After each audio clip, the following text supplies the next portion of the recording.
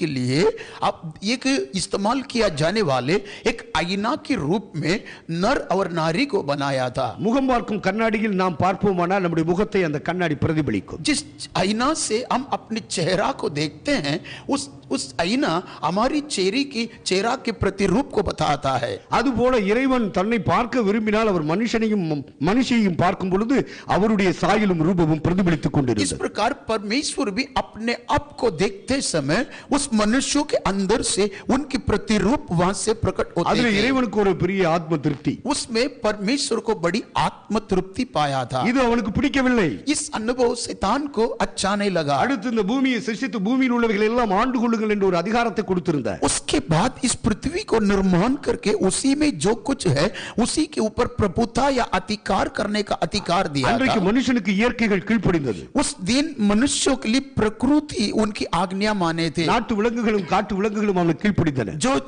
जंगली पशु और घरेलू पशु सब उनकी आज्ञा मानते थे. ஊரும் பிராணிகளும் அவனுக்கு கீழ்ப்படிந்தன. रेंगने वाले जंतु उनकी आज्ञा माने थे. அனைத்து ஜீவராசிகளும் மனுஷனுக்கு கட்டுப்பட்டு நடந்தன. सब प्रकार के जीव जंतु मनुष्यों के आज्ञा मानकर चलते थे. அவன் அவிதமாக அந்த பூமியை ஆண்டு கொண்டு ஒரு மகாராஜாவாக மகாராணியாக இருப்பதும் பிசாசுக்கு பிடிக்கவில்லை. इस प्रकार वो पृथ्वी के ऊपर पूरी अधिकार जताकर रहना वो शैतान के लिए अच्छा नहीं लगा. அது மாத்திரமல்ல அவர்கள் பழுகி பெருகி இந்த பூமியை மனுஷ சந்தையால் நிரப்புவது அவனுக்கு பிடிக்கவில்லை. इतना भी नहीं, इसने वो फले और फूल कर और पृथ्वी को भर देना भी उनके लिए अच्छा नहीं लगा है. அவனுக்கு கொடுக்கப்பட்ட சரீரம் மரணம் இல்லாத ஒரு மகிமையின் சரீரத்தை அவனுக்கு கொடுத்திருந்தார். उनके लिए परमेश्वर ऐसा एक शरीर दिया गया था, उनमें कोई मृत्यु नहीं, ऐसा एक महिमा में शरीर दिया था. யாதியும் நோயும் இல்லாத ஒரு அற்புதமான ஒரு சரீரத்தில் அவனுக்கு கொடுத்திருந்தார். जो शरीर में कोई बीमारी या कोई रोग नहीं, ऐसा शरीर उनको दिया था. இறைவன் எப்படி நித்திய காலமாக வாழக்கூடிய நித்திய ஜீவனுடையவராக இருக்கிறாரோ, जिस प्रकार परमेश्वर युगान युग से जीने वाला एक अनंत काल का परमेश्वर है, அப்படியே மனுஷனையும் நித்திய ஜீவன் உள்ளவனாக சிருஷ்டித்திருந்தார். वैसे ही मनुष्य को अनंत काल का जीवन पाया हुआ व्यक्ति की तौर से निर्माण किया. இப்படிப்பட்ட ஆசீர்வாதங்களினால் மனுஷன் அழகாக சிருஷ்டிக்கப்பட்டிருப்பது அந்த தீய சக்திக்கு பிடிக்கவில்லை. इस प्रकार की अच्छी रीति से आशीषों के द्वारा बनाया उस अनुभव शैतान के लिए अच्छा नहीं लगा है. அவனுக்கு தண்டனை கொடுக்கும் நாள் வரைக்கும் அவன் இந்த உலகத்தில் சுற்றி கொண்டுதான் இருப்பான். जो जब तक उसको दंड न दिया जाए तब तक इस पृथ्वी में वो घुमा फिरा करता रहता है. அவனுக்குரிய தண்டனையின் காலத்தை தேவன் நீடித்து வைத்திருந்தார். उनके लिए परमेश्वर ने रखा हुआ दंड को परमेश्वर ने हमेशा बनाए रखा है. ஆகவே தள்ளப்பட்ட தூதன் தள்ளப்பட்ட ஒரு குழுவாக கீழே அவன் கடந்து வந்தான். इसलिए परमेश्वर के आवर से गिराया गया हुआ वो स्वर्गदूत इस पृथ्वी में आया है. அவன் வானத்தை தனக்கு தலைமையகமாக எடுத்துக்கொண்டு அங்கே அவன் இருந்து கொண்டிருக்கிறான். वो आकाश को अपने एक रहने के स्थान बनाकर वहां ही बैठ गया है.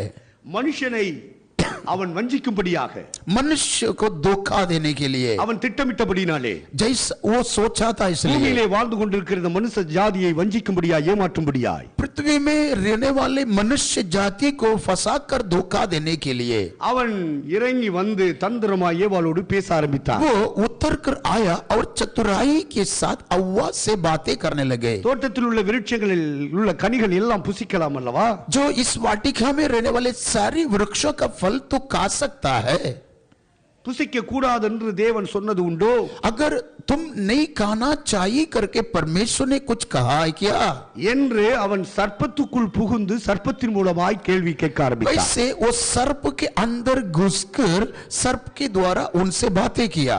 ஏவாளும் சர்ப்பமும் அப்பொழுது நண்பர்களாக இருந்தார்கள். उसी समय हव्वा और सर्प दोनों मित्र बन के रहते थे. ஆகவே தள்ளப்பட்ட அந்த தீய சக்தி சர்ப்பத்துக்குள் புகுந்து பேச ஆரம்பித்தது. इसलिए परमेश्वर के आवर से गिराया गया वो दुष्ट आत्मा शैतान सर्प के अंदर घुसकर उनके द्वारा बातें करने लगे. அப்பொழுது ஏவாள் சொன்னாள், तब हव्वा ने कही, தோட்டத்தில் உள்ள சகல விருட்சத்தின் கனிகளை நாங்கள் புசிக்கலாம். इस वाटिका के अंदर सारे वृक्ष के फल हम खा सकते हैं. ஆனால் தோட்டத்தின் நடுவில் இருக்கிற அந்த நன்மை தீமை அறியத்தக்க விருட்சத்தின் கனியை புசிக்க கூடாது என்று தேவன் சொல்லி இருக்கிறார். लेकिन इस वाटिका के बीच में रहता है भला बुरा समझाने वाले उसी वृक्ष के फल नहीं खाना कर गए. அப்பொழுது சர்ப்பம் சொன்னது, तब सर्प कहा था நீங்கள் புசிக்கலாம், तुम खा सकते हैं, உங்கள் கண்கள் திறக்கப்படும், तुम्हारा आंख खुल जाए, நீங்கள் தேவர்களைப் போல் இருக்கலாம் என்று சொன்னார். तुम स्वर्गदूत के समान रहेंगे करके कहा. ஆண்டவர் புசிக்க கூடாது என்று சொன்ன அந்த ஒரே ஒரு கட்டளையை மனுஷன் மீறிவிட்டான். परमेश्वर ने कहा तुम नहीं खाना करके कहा, वो उसी आदेश को मनुष्य ने विरोध किया है. அவர்களுக்கு கொடுக்கப்பட்ட கட்டளை 10 கட்டளை 50 கட்டளை 60 கட்டளை அல்ல. उनको परमेश्वर 10 या 50 या 60 आज्ञा नहीं दिया है, ஒரே ஒரு கட்டளை, एक ही आज्ञा दिया. அந்த தோட்டத்தின் நடுவில் இருக்கிற நன்மை தீமை அறியத்தக்க விருட்சத்தின் கனியை புசிக்க கூடாது என்கிற ஒரே கட்டளை. उस वाटिका के बीच में रहने वाले भला बुरा जानने वाले जो उसकी फल नहीं खाना करके एक ही आदेश दिया. அந்த ஒரே கட்டளையை மனுஷன் மீறிவிட்டார். उस एक ही आज्ञा का मनुष्य ने उल्लंघन किया है. என்றைக்கு தேவனுடைய அந்த ஒரு கட்டளையை மீறி புசிக்க கூடாது என்று சொன்ன விருட்சத்தின் கனியை மனிதன் புசித்தானோ, जिस दिन परमेश्वर ने नहीं खाना करके कहा वह वृक्ष का फल जो खाया है, அன்று அவருடைய சரீரம் மரண சரீரமாக மாறியது. उस दिन उनका देह मृत्यु का देह बन गया है. வியாதி நோய் உள்ள சாபம் பிடித்த சரீரமாய் மாறியது. बीमारी और रोगों से भरा हुआ एक रोगी शरीर बन गया है. அவன் உழைத்து கஷ்டப்பட்டு வேர்வை சிந்தி சம்பாதிக்கும் நிலை வந்தது. वो परिश्रम करके अपने पसीना खोकर अपने रोटी खाने का परिस्थिति आया. அவன் அன்று முதல் இறைவனை விட்டு பிரிந்தான். वो उस दिन से परमेश्वर से अलग हुआ है. அதுதான் பிசாசுடைய மிகப்பெரிய திட்டம். यह है शैतान के सबसे बड़ी योजना है. தேவனை முகமுகமாய் சந்தித்து அவர்கள் உறவாட கூடாது என்பதுதான் பிசாசுடைய திட்டம். परमेश्वर से आमने सामने मिलकर एक सहभागिता न रखे, यही शैतान की चाल था. அந்த திட்டத்தில் பிசாசு வெற்றி பெற்று விட்டார்.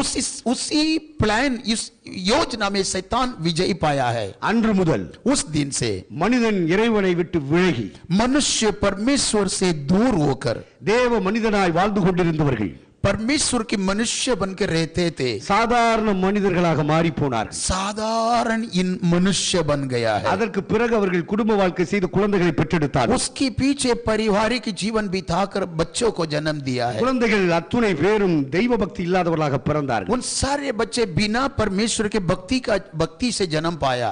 அதில் ஒவ்வொரு குழந்தைகள் விசேஷமாக இறைவனை நேசிக்கக்கூடியவர்களாக மாறுகிறார்கள். उनमें से कुछ परमेश्वर से प्रेम करने वाले बच्चे बन गए हैं. அப்படி விசேஷமாய் தெய்வ பக்தி உள்ள குழந்தைகள் எப்பொழுது பிறந்தார்களோ, उस प्रकार परमेश्वर के भक्ति करने वाले बच्चे के जन्म कब हुआ है, அவர்களோடு கூட இறைவன் தரிசனங்களிலே சொப்பனங்களிலே தன்னுடைய வாய்ஸ் சத்தத்தின் மூலமாக மட்டும் இறைவன் வெளிப்பட்டுக் கொண்டிருந்தார். उन लोगों के द्वारा, उन लोगों के साथ कई स्वप्न या दर्शन के द्वारा परमेश्वर उनसे मिलजुल करते थे. ஆதாமுக்கு பிறகு 7ஆம் தலைமுறை ஏனோக்கு என்று வேதம் சொல்கிறது.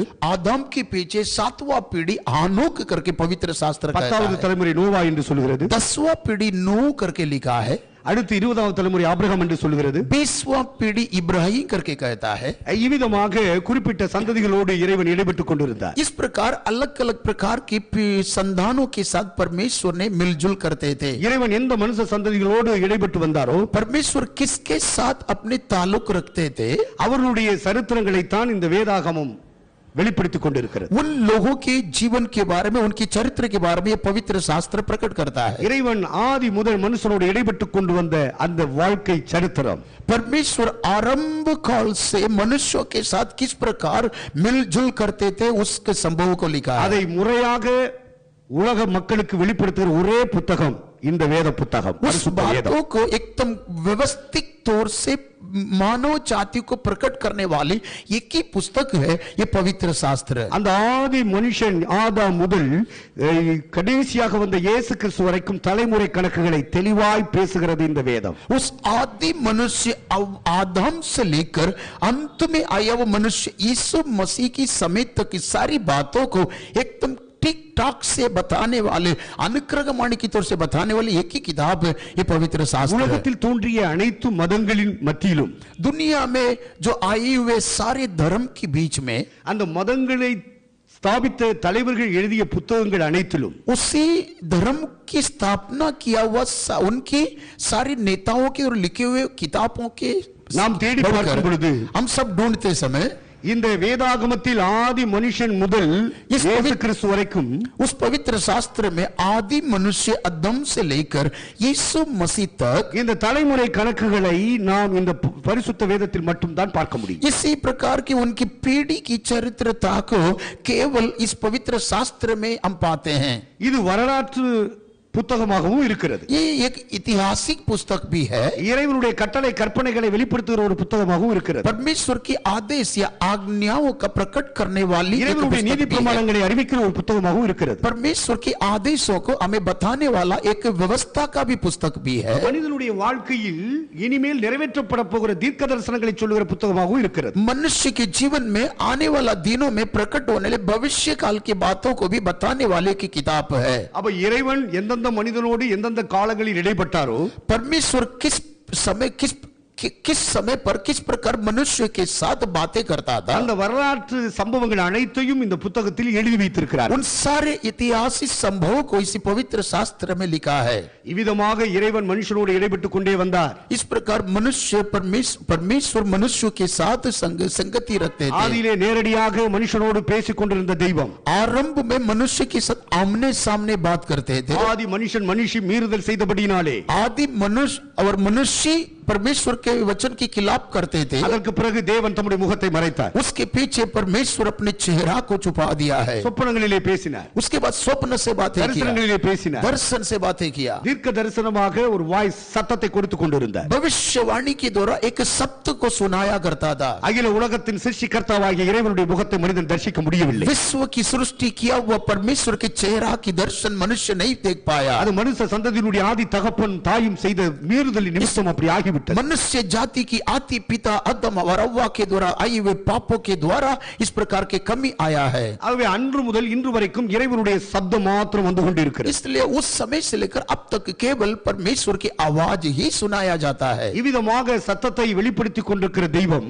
इस प्रकार आवाज को सुनाने वाला परमेश्वर ஆதி முதல் மோசே என்ற மனிதன் வரைக்கும் சத்தத்தை வெளிப்படுத்திக் கொண்டிருந்தார். आरंभ से लेकर मूसा के समय तक परमेश्वर अपने शब्दों को सुनाया करता था. மோசே சீனாய் மலையில் வைத்து அங்கே சில காட்சிகளை அவனுக்கு காண்பிக்கிறார். सीनाई पर्वत पर रखे मूसा को कुछ दर्शन को प्रभु ने दिखाया. சில பிரமாணங்களையும் கட்டளைகளையும் எழுதி கையிலே கொடுத்தார். कुछ आदेश और आज्ञाओं को परमेश्वर लिखकर उनकी हाथ में दिया था. அவைகளின் வழியாக ஒரு குறிப்பிட்ட சமுதாயத்திற்கு அதை வெளிப்படுத்திக் கொண்டிருந்தார். उनके द्वारा एक फलाने समुदाय के लिए इन बातों को परमेश्वर प्रकट करता था. முழு உலக மக்களையும் சந்தித்து அவர்களை ஒருமித்து தம்மை வெளிப்படுத்துவதற்காக அந்த சமுதாயத்தை தேர்ந்தெடுத்தார். सारे विश्व के लोगों से मिलने के लिए और उसको तैयार करने के लिए इस अलग जाति को परमेश्वर ने चुन लिया था. அவ்விதமாக தெரிந்து கொண்ட சந்ததிதான் யூத சமுதாயம் இஸ்ரவேலர்கள் என்று அழைக்கப்படுகிறவர்கள். इस प्रकार परमेश्वर से चुने हुए एक जाति था यहूदी समाज के लोग.